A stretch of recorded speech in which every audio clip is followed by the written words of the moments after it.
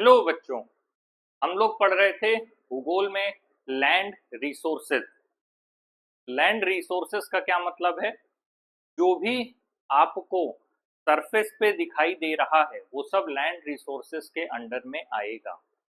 अब ऐसे में जब आप देखेंगे तो टोपोग्राफी हर जगह अलग अलग होती है। लैंड रिसोर्स के संदर्भ में अगर बात की जा रही है तो जो टोपोग्राफी है वो हमेशा अलग होती है। कहने का मतलब सामान्य तौर पर आप कहीं पर भी जाकर के खड़े हो जाइए और अपनी आंख की सीध में जितनी दूर तक आप ये देख सकते हो कि जमीन है उसको देखने का प्रयास कीजिए। तो जब आप लैंड रिसोर्स की बात करते हैं तो उसमें जो सरफेस का टाइप है, क्योंकि टोपोग्राफी हर जगह अलग अलग होगी, ऐसा तो है नहीं कि हर जगह जो आपकी जमीन है वो एक जैसी रहेगी। कहीं पर उबड़ खाबड़ होगी, कहीं पर गड्ढा होगा, कहीं पर और गहराई में हो सकती हैं चीजें। तो ये पूरा अलग अलग डिफ्रेंशिएशन होता है। जब आप टोपोग्राफी की बात कर रहे हैं तो टोपोग्राफी ऐसे होती है, और उस टोपोग्राफी के ऊपर जो भी चीजें होंगी वो सब अलग अलग ढंग से काम करेंगी, उनमें डिफ्रेंशिएशन होंगे। तो अगर आप बात करते हैं मैदान की, पेड़ की, मतलब अगर आप बात कर रहे हैं वैसे टोपोग्राफी के कंटेक्स्ट में बात कर लीजिए, तो अगर आप ले लीजिए माउंटेन्स ले लीजिए, प्लेटू ले लीजिए, रिवर के बाद जो आपका बेड साइड का एरिया होता है उसे ले लीजिए, तो अलग अलग कैटेगराइजेशन होगा। तो जब आप लैंड यूज की बात करेंगे तो वो जो लैंड यूज है वो आपकी टोपोग्राफी के अनुसार बदलता चला जाएगा। जैसे अगर आप पेड़ की ही बात करें तो मैदान में जो पेड़ हैं, जो बर्फीले इलाके में पेड़ हैं, और जो अलग जगहों पर, तो हर जगह के जो पेड़ हैं वो अलग अलग होते हैं, एक जैसे नहीं होते हैं। तो ठीक उसी तरह अगर आप बात कर रहे हैं टोपोग्राफी के कंटेक्स्ट में, तो टोपोग्राफी के फिर हिसाब से आपका लैंड यूज पैटर्न भी बदल जाएगा। क्योंकि जब आप खेती की बात कर रहे हैं, मैदानी भाग में जो भी आपका जमीन है वो उस जगह पर पूरे में खेती होती है। लेकिन वही चीज अगर आप बात कर रहे हैं पहाड़ों की, जिनमें ऐसे कोन शेप बना हुआ है, तो कोन शेप में फिर क्या होगा? समोच्च रेखा कृषि होगी, कॉन्टूर फार्मिंग होती है, ऊपर से नीचे की ओर आते हुए। वहां के जो पेड़ भी होंगे वो क्लाइमेट के अनुसार होंगे, बिना क्लाइमेट के आपको पेड़ नहीं देखने को मिलेगा। कहने का मतलब जहां की जैसी क्लाइमेट है वैसा ही पेड़ वहां पर पाया जाता है। इस कंटेक्स्ट में अगर हम आगे बढ़ें तो लैंड रिसोर्स में या लैंड यूटिलाइजेशन, क्योंकि जो भी रिसोर्स है, अब तक हम जितना भी रिसोर्स चैप्टर में पढ़ते आ रहे हैं पीछे से क्लास 6 से, रिसोर्स का सिंपल सा मतलब है जो भी चीजें आपके पास हैं उनको आप कैसे यूटिलाइज करते हैं। जैसे सिंपल वे में आप अपने जीवन को प्लान करने के लिए, अपनी डे टू डे लाइफ को प्लान करने के लिए आप कैलकुलेट करते हैं कि मुझे किस चीज की जरूरत है। आप अपने फ्यूचर को देखने के लिए आप ये देखते हैं कि किन चीजों की रिक्वायरमेंट्स आपको है। तो ठीक उसी तरह से चीजें काम करती हैं। जब आप बात करते हैं लैंड यूटिलाइजेशन, तो वो हर जगह का डिफ्रेंशिएट करेगा, सीधी सी बात है। अब हमने उसको इस ढंग से कैलकुलेट किया, जैसे माइक्रो से मैक्रो की मैं बात करता हूँ, घर से लेके राष्ट्र तक की बात। तो जैसे एक घर होता है, उस घर के संचालन के लिए जो भी आपके संसाधन है उस हिसाब से आप भविष्य के लिए नियोजित करते हैं या एक प्लानिंग रखते हैं। एक सिंपल सी बात है, किसी भी व्यक्ति की, जैसे या मान लीजिए आपके माता पिता हैं, तो उन्होंने एक योजना बना रखी होगी, वो आपके जन्म के साथ ही शुरू हो गई थी। चाहे बेटा हो या बेटी हो, अगर बेटी है तो उसके लिए इतने पैसे सेविंग्स में डालने हैं, बेटा है तो उसके लिए इतने डालने हैं। तो आपके जो मदर फादर है उन्होंने आपकी अभी की क्लास से आगे तक की पढ़ाई की प्लानिंग करके रखी होगी कि उस हिसाब से हमें पैसा इकट्ठा करना है कि अगर आप आज क्लास 10th में हैं तो उसके बाद आप 11th में जाएंगे, 12th में जाएंगे, आगे आप जिधर भी जाएं, बीटेक में जाएं, चाहे आप एमबीबीएस में जाएं या कुछ भी करें, तो उस हिसाब से एक प्लानिंग होगी। प्लानिंग के हिसाब से रिसोर्सेस को रखा जाता है।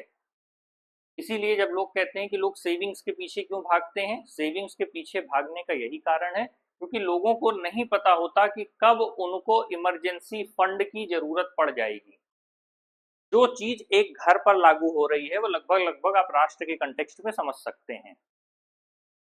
तो उसी तरह से पता चला यहाँ पे फंड की शॉर्टेज, अगर वो एक कंट्री के कंटेक्स्ट में फंड की शॉर्टेज हो जाए तो क्या होगा, लोगों को इंटरनेशनली फिर लोन लेना पड़ेगा।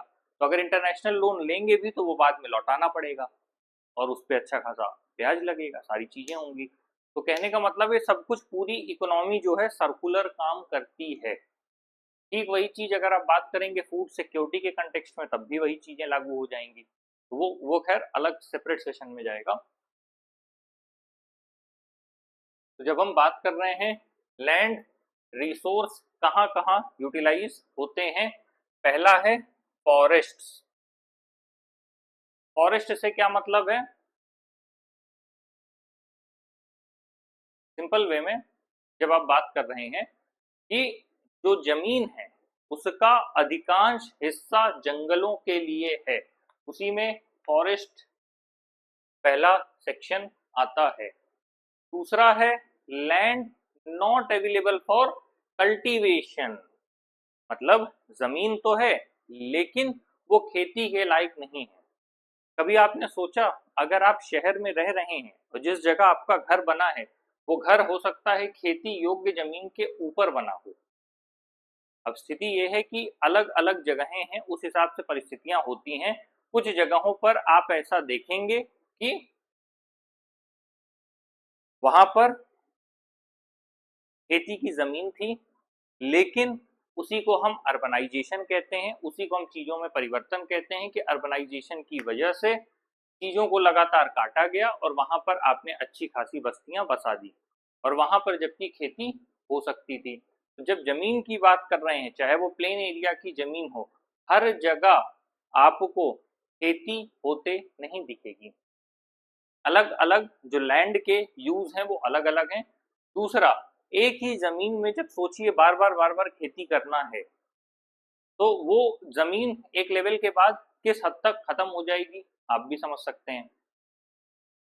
कहने का मतलब, मान लीजिए कोई जमीन है, इसीलिए कहते हैं ना जिसे हम एक्सप्लॉइटेशन कहते हैं। एक्सप्लॉइटेशन वर्ड क्यों खराब है, क्योंकि आप किसी चीज का शोषण कर रहे हैं, बार बार करेंगे तो चीज खत्म हो जाएगी, खराब हो जाएगी।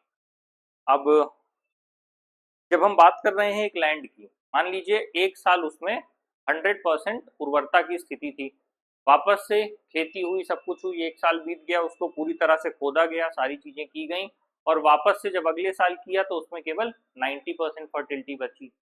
फिर धीरे धीरे और आगे जाते चले गए, फिर उसमें 80% फर्टिलिटी बची। फिर कम होते होते 70 60 50 एक दौर ऐसा आएगा कि वो जो आपका कल्टीवेटेड लैंड है जहाँ पे कल्टीवेशन होता है, अब वो जो लैंड है वो खेती करने लायक बचेगा ही नहीं, क्योंकि जो मिट्टी है वो ह्रासात्मक दर में चलती है, मतलब धीरे धीरे धीरे नेगेटिव एस्पेक्ट में जाती चली जाती है, उसमें लगातार घटने की प्रवृत्ति है। ऐसा नहीं है कि अगर आपने मिट्टी को छोड़ दिया तो वो अपने आप बढ़ने लगेगी या उसका फर्टिलिटी, हाँ, फिर उसे परती भूमि कहा जाता है। परती भूमि का मतलब कि आप देखेंगे जब किसान हैं 3 में से 1 सीजन में अपनी जमीन छोड़ देते हैं। क्यों छोड़ देते हैं, ताकि जो जमीन ने अपनी उर्वरता गंवाई है, जो नमी गंवाई है, वो वापस से रीस्टोर हो जाए, वो ऐसा प्रयास करते रहते हैं। तो रिस्टोरेशन भी काम करता है।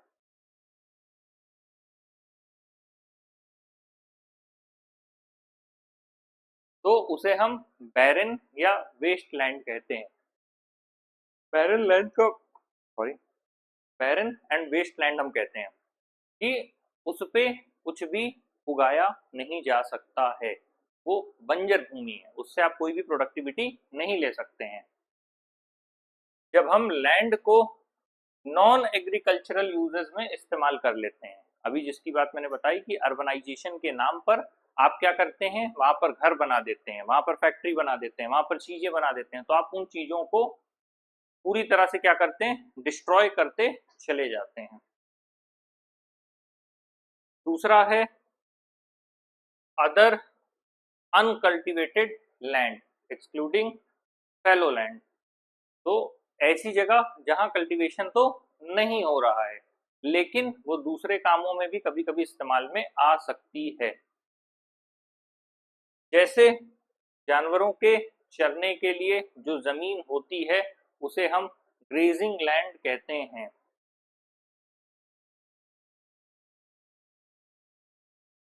ठीक उसी तरह वही है, फैलो लैंड्स में फिर आपका आएगा जिनको कल्टीवेशन के लिए छोड़ दिया जाता है, मतलब कल्टीवेशन के बाद लेफ्ट विदाउट कल्टीवेशन, कितने समय के लिए, 1 और लेस देन 1 एग्रीकल्चरल ईयर।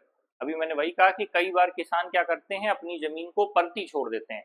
परती कैसे छोड़ देते हैं वो, कि अपना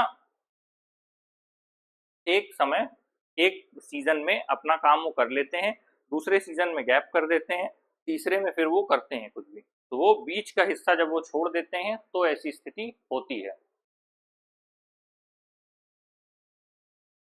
और फिर जब हम बात करते हैं करंट फैलो के अलावा जो अनकल्टिवेटेड छोड़ी जाती है जमीन, उसे हम 1 to 5 एग्रीकल्चरल ईयर्स में देखते हैं। और एक होता है net sown area. Net sown area से मतलब क्या है, जितने की जमीन में आप अपनी खेती करेंगे, मान लीजिए आपके पास जमीन है इतनी, इस जमीन में आपने खेती किया केवल इतने में, तो ये क्या होगा, नेट सोन एरिया आपका अपने आप हो जाएगा। इतने एरिया में ही आप कल्टीवेशन करने का काम कर रहे हैं। अब आते हैं land use pattern in India. एक तो होता है टोपोग्राफी, से आप समझेंगे। टोपोग्राफी का मतलब क्या है, कि पूरा का पूरा आपको किस तरह से जमीन के ऊपर भू आकृतियां बनी हुई हैं, उनके बनने का मेन कारण जलवायु होता है। जलवायु से ही कोई भी चीज बनती है, बिगड़ती है। अगर आपने कोई जमीन छोड़ दी है तो वो अपने आप कुछ समय बाद वहां पर अगर नीचे से उत्थान होगा, उसे फिर हम कहते हैं एंडोजेनिक और एक्सोजेनिक फोर्सेस। वो अभी आपके में नहीं होगा, ज्योग्राफी में अभी आपको नहीं पढ़ाया जाता इंटरनल और एक्सटर्नल फोर्सेस। तो सिंपल वे में जमीन अपने आप ऊपर उठ जाती है, फिर समय के साथ घट के ऐसे करके प्लेन हो जाती है। तो जो ये प्रोसेस है वो चलता रहता है। तो जब हम इसी क्रम में लैंड यूज पैटर्न की बात करेंगे, लैंड यूज पैटर्न का मतलब क्या है, सिंपल वे में आपकी जितनी भी टोटल लैंड है, आप उसको किस किस तरह से यूटिलाइज करते हैं। जैसे किसी के पास दिमाग है, वो अपने दिमाग को किस तरह से यूटिलाइज करता है। आप उसे प्रोडक्टिव वे में लगा के कुछ कंस्ट्रक्टिव बना सकते हैं, नेगेटिव वे में लगा के कुछ डिस्ट्रक्टिव बना सकते हैं। तो कंस्ट्रक्टिव और डिस्ट्रक्टिव के बीच में ही सारे के सारे काम होते हैं, अगर आप उसे उस ढंग से नहीं करेंगे।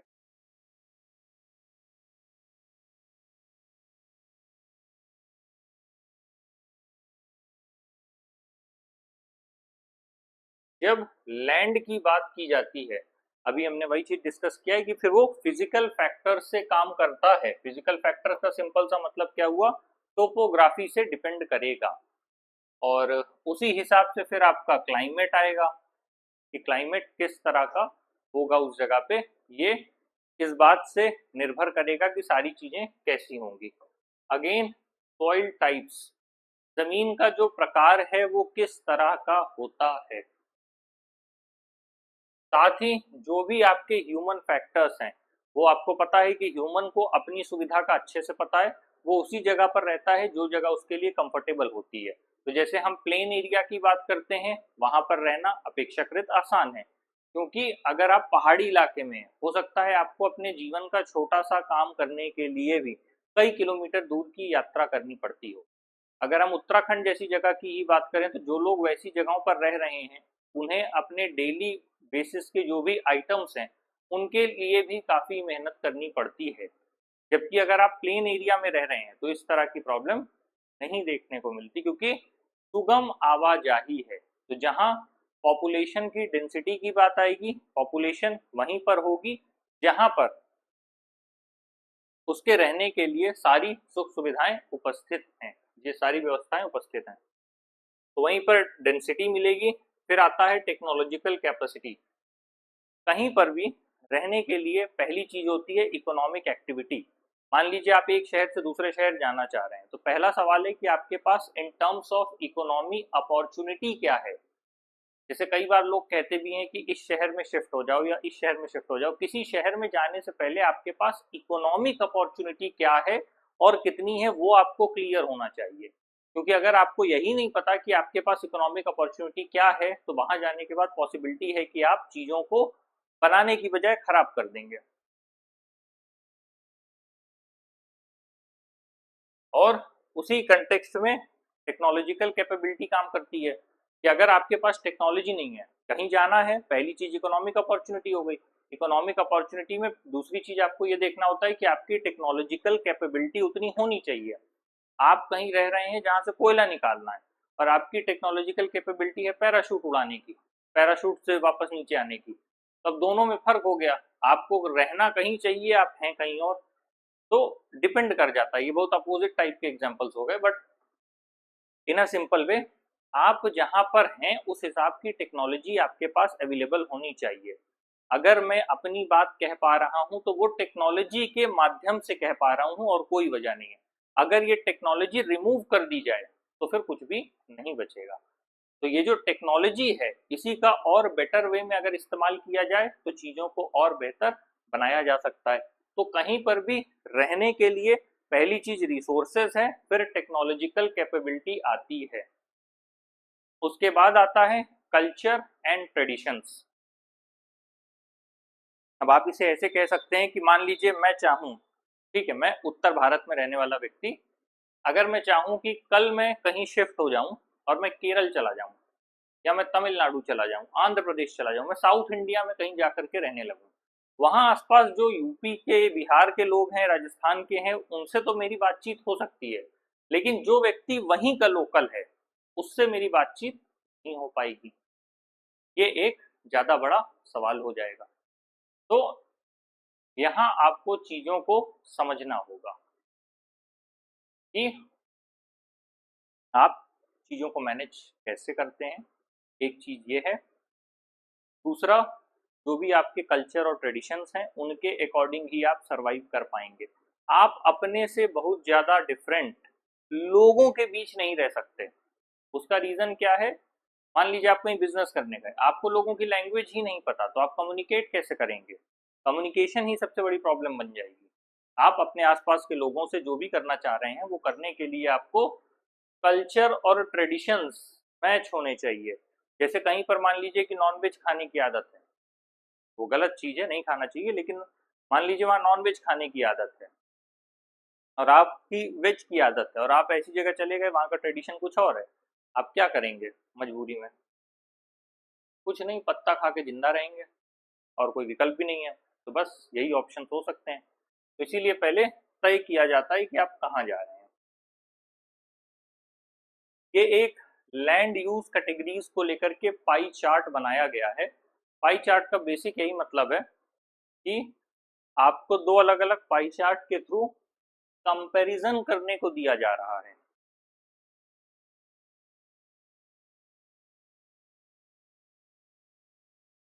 कि जनरल लैंड यूज कैटेगरीज 1960 और 61 में कैसी थी, उसके अलावा 2019 और 20 में कैसी हैं।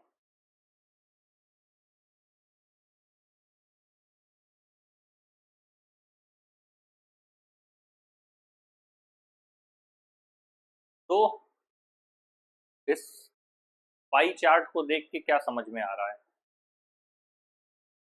सिंपल सी बात है, जमीन ऐसी चीज है कि वो लगातार घट रही है। आज हम लोग मार्स पे जाने की बात कर रहे हैं और लगातार चंद्रयान, गगनयान, अलग अलग मिशन चलते रहते हैं, चाहे वो भारत के संदर्भ में हो किसी भी दूसरे देशों के संदर्भ में हो। वैश्विक स्तर पर बात करें तो एलन मस्क जैसे लोग हैं जो लगातार अपने काम को आगे बढ़ाते रहते हैं। बेसिक सी बात बस इतनी है कि आप मार्स में जाने की इसलिए सोच रहे हैं कि वहां पर आपको यहाँ से ज्यादा अच्छा इन्वायरमेंट मिलने की संभावना है, बस बात इतनी है। क्योंकि आपने यहाँ का जो इन्वायरमेंट है इतना खराब करते जा रहे हैं या इतना पोल्यूशन करते जा रहे हैं, इतना चीजों को बिगाड़ते चले जा रहे हैं कि जब वो चीजें बिगड़ जाएंगी वापस कभी वो ट्रैक पर आएंगी ही नहीं। तो उन चीजों को रोकने के लिए क्या जरूरी है? उन चीजों को रोकने के लिए सिर्फ एक ही ऑप्शन है कि ऐसी चीजों को डेवलप किया जाए जो इन्वायरमेंट फ्रेंडली हैं, इन्वायरमेंट के बाहर नहीं काम कर रही। इन्वायरमेंट के बाहर का मतलब कि पता चला कोई भी कंपनी है वो वेस्ट प्रोडक्ट ऐसे ही रिलीज कर दे रही है, या फिर आपके आसपास डे टू डे लाइफ में आप पोल्यूशन देखेंगे, यहाँ तक कि जब पोल्यूशन बढ़ जाता है तो पेड़ों की पत्तियों में भी आपको धूल नजर आना शुरू हो जाती है, क्योंकि और बाद में धीरे धीरे वो पत्तियां खराब होने लगती हैं पेड़ की। तो डिपेंड करता है। और लगातार जो हमारी जमीन है वो क्यों घटती चली जा रही है, क्योंकि हम लगातार अर्बनाइजेशन में आ गए हैं, लगातार एक्सपेंशन करते चले जा रहे हैं। जब हम चीजों को एक्सपेंड करेंगे तो हम क्या करेंगे, उस एक्सपेंशन में जहां जहां जमीन है उस जमीन को हटाते चले जाएंगे। बस इतनी सी बात है। जहां भी जमीन है उसको हम प्रॉपर हटाते चले जाएंगे।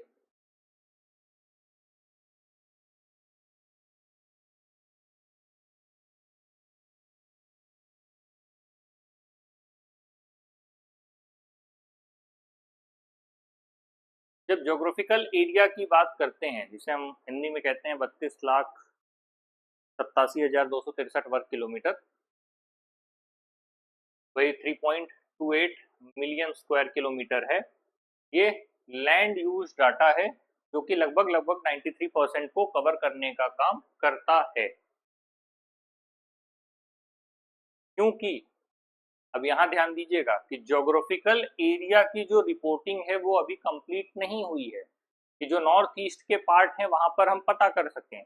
अगर हम बात करें तो टेक्निकली जैसे एक स्टेट है तो ये पता होना चाहिए कि हर एक स्टेट में कितनी लैंड यूज पैटर्न है। मान लीजिए कोई पॉलिसी बन रही है, चलिए पॉलिसी तो बड़ी चीज हो गई, आपको एक सिंपल भाषा में बता रहा हूँ कि अगर एक स्टेट है, आपको यही नहीं पता कि इसकी कितनी जमीन, कितने परसेंट जमीन कहाँ कहाँ इस्तेमाल हो रही है, तो उससे रिलेटेड या उसके बेटरमेंट के लिए चीजें आप कैसे बना पाएंगे। यहाँ भी एक सवाल आ जाएगा कि आप कैसे उस चीज को क्रिएट कर पाएंगे। आपके पास डेटा है, मान लीजिए एक छोटा सा डेटा है, मेरे को पता है कि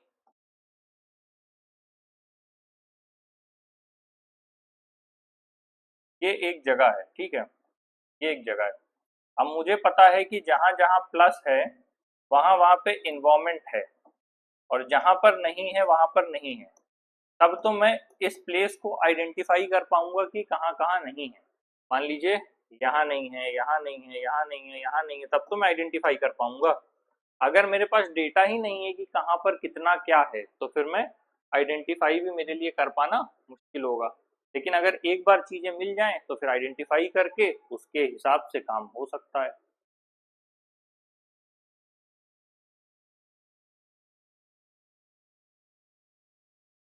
अगेन, अति चराई भी एक बहुत बड़ी समस्या है। अति चराई का मतलब ये है कि जब जानवर, जो भी आपके गाय भैंस बकरी जैसे जानवर हैं, जब ये किसी चीज को खाते हैं तो इनके लगातार खाने की वजह से उस पूरे हिस्से को उखाड़ देते हैं। उससे भी लगातार प्रॉब्लम होती है, जो जमीन है वो डिस्टर्ब होती है और इकोलॉजिकल बैलेंस आपका खराब होता है। तो जब इकोलॉजिकल बैलेंस आपका खराब होगा तो फिर आप क्या करेंगे, आप उसे बचाने के लिए कोई ना कोई प्रयास करेंगे, यही आपके पास एक विकल्प है। तो बचाने के नाम पर आप क्या करेंगे, जो भी लैंड डिग्रेडेशन हो रहा है उसको कम करने की आप कोशिश करेंगे। लैंड डिग्रेडेशन और कंजर्वेशन मेजर्स।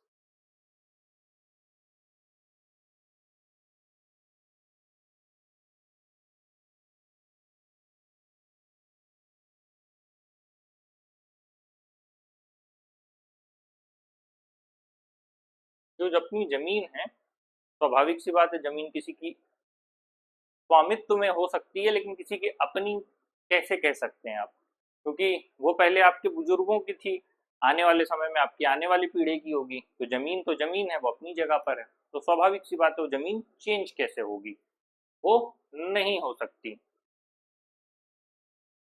तो वही पीढ़ी दर पीढ़ी क्या है, एक व्यक्ति से दूसरे व्यक्ति में जा रही है।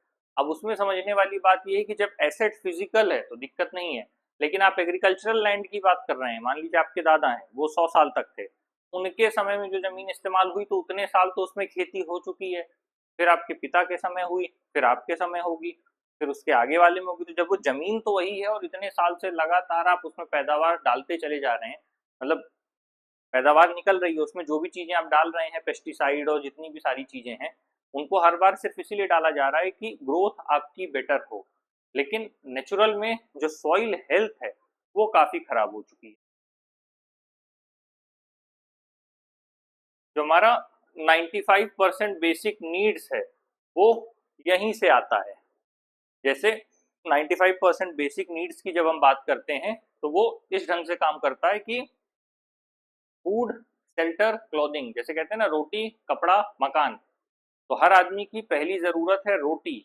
अभी हम वही चीज आगे पढ़ेंगे किसमें, फूड सिक्योरिटी में, खाद्य सुरक्षा की सरकार पूरे देश का पेट भरे रखने के लिए किस तरह से काम करती है, जिसे हम खाद्य सुरक्षा कहते हैं। आखिरी बार मुझे लग रहा है फूड सिक्योरिटी से रिलेटेड एक्ट 2013 में आया था, और उसके बाद फिर कुछ चेंजेस हुए, कुछ योजनाएं हैं जो चल रही हैं, बाकी अलग अलग स्कीम समय समय पर चलती रहती हैं, चाहे वो अंत्योदय हो, चाहे वो पीडीएस हो, चाहे कुछ भी हो। तो वो हम अलग सेशन में कवर करने की कोशिश करेंगे। सरकार को ये पता होता है, जैसे घर के मुखिया को पता है, ठीक उसी तरह सरकार को ये पता है कि अपनी जनता का पेट कैसे भरना है। सोचिए कि आप अपने घर आए, आपने कहा खाने को खाना चाहिए, और सामने वाले ने कहा कि बेटा हमारे पास तो खाना ही नहीं बचा। और क्या स्थिति हो कि किसी दिन कोई देश ऐसा बोल दे, तो आप कहेंगे ऐसा कैसे हो जाएगा।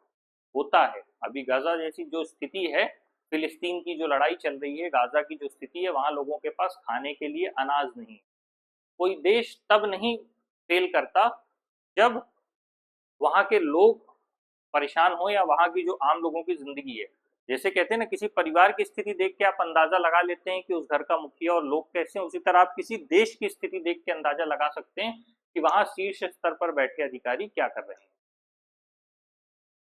तो बहुत सिंपल सी बात है, किसी देश की स्थिति अगर अच्छी होती जा रही है तो इसका मतलब कोई ऐसा लीडर है या ऐसे लोग हैं या उनके नेतृत्व में चीजों को संभाला जा रहा है।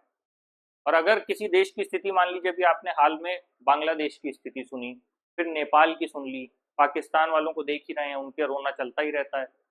तो ये जो कंट्रीज हैं, जब भी ये इस सिचुएशन तक पहुंची तो ये ओवरनाइट सिचुएशंस नहीं थी, ये सालों में बनी थी। और वो इसलिए बनी थी कि जैसे आप एक परिवार का ध्यान रखते हैं, वैसे जब देश का ध्यान रखने में जो उसकी बेसिक अमाउंट या बेसिक एम्यूनिटीज थी वो फुलफिल नहीं हुई। तो रोटी, कपड़ा, मकान में भी अभी हम खाद्य सुरक्षा तक तो पहुंच चुके हैं, लेकिन पोषण तक नहीं पहुंच पाए हैं।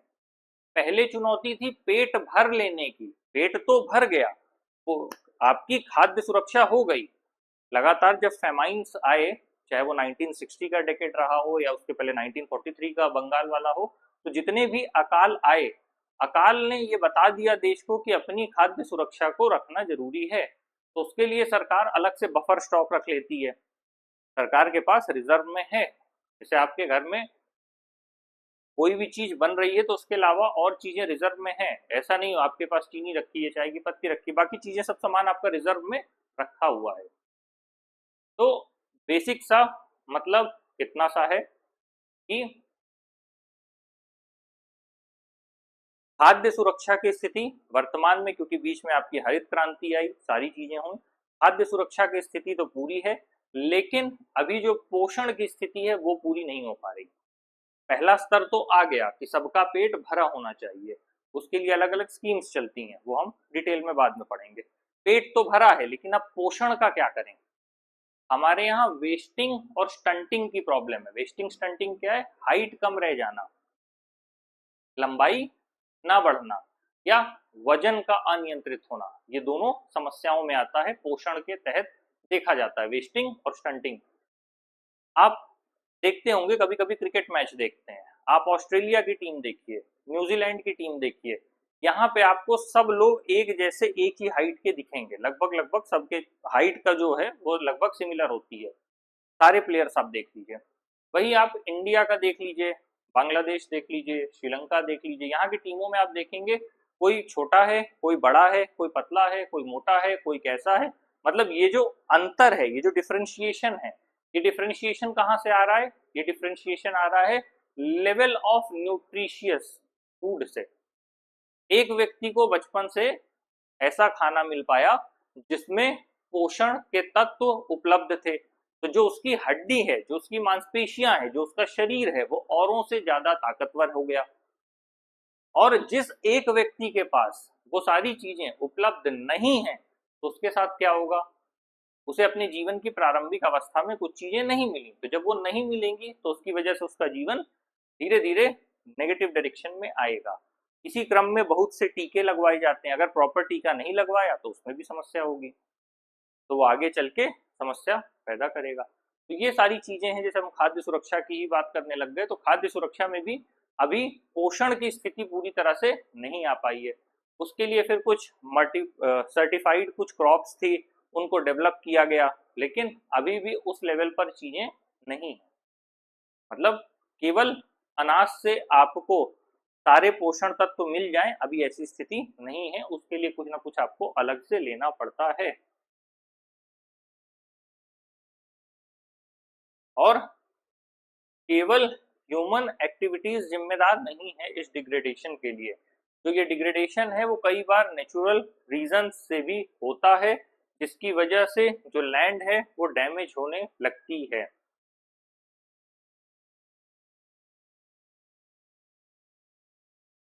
जब हम ह्यूमन एक्टिविटीज की बात करते हैं तो उससे भी फर्क पड़ जाता है कई बार। ह्यूमन एक्टिविटीज में हम बात कर रहे हैं किसकी, डिफोरेस्टेशन की,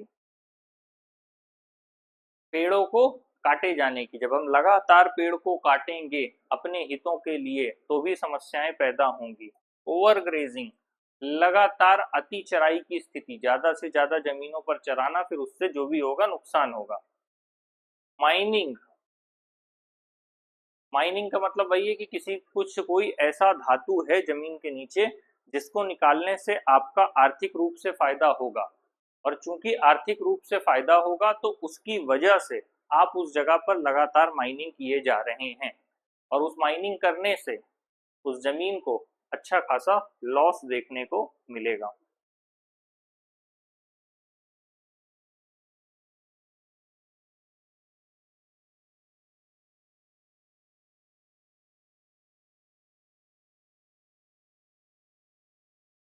माइनिंग साइट्स को, जब भी माइनिंग साइट्स की बात होती है तो उसकी वजह से काफी डीपली उन चीजों पे फर्क पड़ता है। जब हम स्टेट्स की बात करें, झारखंड, छत्तीसगढ़, मध्य प्रदेश और उड़ीसा, यहाँ पर जो डिफॉरेस्टेशन हुआ है या लैंड डिग्रेडेशन हुआ है उसका केवल और केवल रीजन माइनिंग है। इसीलिए कहा जाता है कि जब आप देखते हैं तो एक स्टेट के रिसोर्सेस काम करते हैं कि कैसे उस स्टेट का ग्रोथ पॉसिबल होगा। जब स्टेट के सारे कम्युलेटिव स्टेट की ग्रोथ पॉसिबल हो जाएगा तब अल्टीमेटली चीजें बेहतर हो सकती हैं। हम स्टेट्स की बात करें, गुजरात, राजस्थान, एमपी, महाराष्ट्र, यहाँ की सबसे बड़ी प्रॉब्लम क्या है, ओवर ग्रेजिंग, अति चराई। पशु को छोड़ देते हैं और वो पूरे दिन चरते रहते हैं, भाई उनका काम है खाना, वो तो खाएंगे ही। तो आपने जब छोड़ दिया, अति चराई की स्थिति पैदा हो गई, तो उससे जो फसल क्या है, खराब होती है और मिट्टी भी खराब होने लगती है और धीरे धीरे डिग्रेडेशन स्टार्ट हो जाता है। फिर आते हैं कहाँ, पंजाब, हरियाणा, वेस्टर्न उत्तर प्रदेश। यहाँ पर क्यों है, ओवर इरिगेशन। आपने खेती के नाम पर इतना पानी निकाल लिया जमीन से कि आपकी बाकी एक्टिविटीज के लिए अब आपको समय ही नहीं मिल पा रहा है। भाई पानी अगर आप लिमिट में निकालेंगे तब तो आपका फायदा है, अब आपने इतना पानी निकाल लिया नीचे से कि वहां का जो जल स्तर है, जो वहां नीचे का वाटर लेवल है, वो अपने आप नीचे को जाने लगता है और फिर उससे दिक्कत होती है। साथ ही ओवर लॉगिंग कई बार कहते हैं, मान लीजिए थोड़े पानी की जरूरत है, मान लीजिए कोई खेत है, उस खेत में यहाँ पर इतने पानी की जरूरत थी, अब आपने इतने लेवल तक का पानी भर दिया, तो अल्टीमेटली क्या होगा, ये पूरी की पूरी मिट्टी आपकी खराब हो जाएगी और ऊपर जो आपकी फसल लगी है वो भी खराब हो जाएगी। कहते हैं ना, अति सर्वत्र वर्जित। कोई भी चीज जरूरत से ज्यादा होगी वहां चीजें डिस्ट्रक्शन में चली जाएंगी।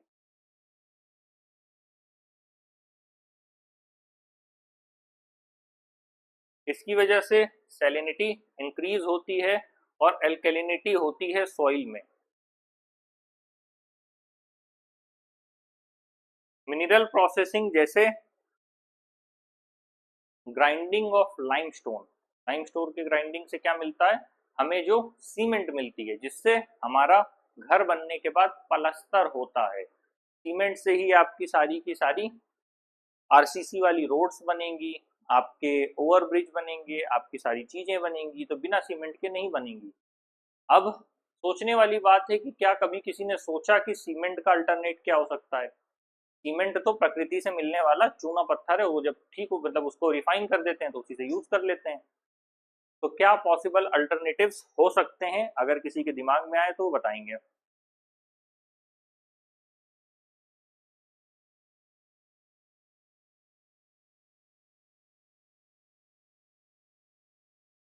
तो आज का जो हमारा टॉपिक है डिग्रेडेशन वो कंप्लीट हो गया।